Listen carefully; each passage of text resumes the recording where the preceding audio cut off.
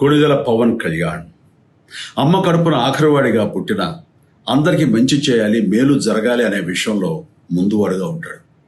తన గురించి కంటే జనం గురించి ఎక్కువగా ఆలోచించే మనస్తత్వం నా తమ్ముడు కళ్యాణ్ బాబుది.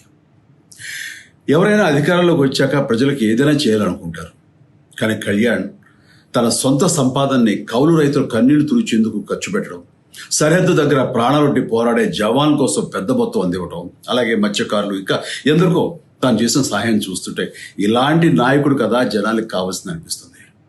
ఒక రకంగా చెప్పాలంటే సినిమాలోకి తను బలవంతంగా వచ్చాడు, రాజకీయాల్లో మాత్రం ఇష్టంతోనే వచ్చాడు. ఏ తల్లికైనా తన కొడుకు కష్టపడుతుంటే గుండె తరుక్కుపోతుంది. అలాగే ఏ అన్నకైనా తన తమ్ముడు అనవసరంగా మాటలు పడుతుంటే బాధ వేస్తుంది. అలా బాధపడుతున్న నా తల్లికి ఈ అన్నయ్యగా ఒక మాట చెప్పాను. నీ కొడుకు ఎంతోమంది తల్లుల కోసం, వాళ్ళ బిడ్డల భవిష్యత్తు కోసం చేసే యుద్ధం అమ్మా ఇది. మన బాధ కంటే అది ఎంతో గొప్పది అన్నాను. అన్యాయాన్ని ఎదిరించకుండా మౌనంగా ఉండే మంచివాళ్ల వల్లనే ప్రజాస్వామ్యం మరింత నష్టం అని నమ్మి జనం కోసం జన సైనికుడు అయ్యాడు. తాను బలంగా నమ్మిన సిద్ధాంతం కోసం తన జీవితం రాజకీయాల్లోకి అంకితం చేసిన శక్తిశాలి పవన్ కళ్యాణ్. ప్రజల కోసం, రాష్ట్ర భవిష్యత్తు కోసం ఆ శక్తిని వినియోగించాలి అంటే చట్టసభలో అతని గొంతు మనం వినాలి.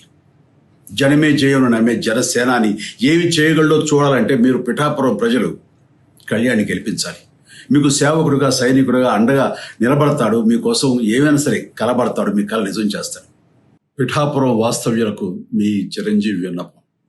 గాజు గ్లాసు గుర్తుకి మీ ఓటు వేసి పవన్ కళ్యాణ్ని గెలిపించండి. జై హింద్.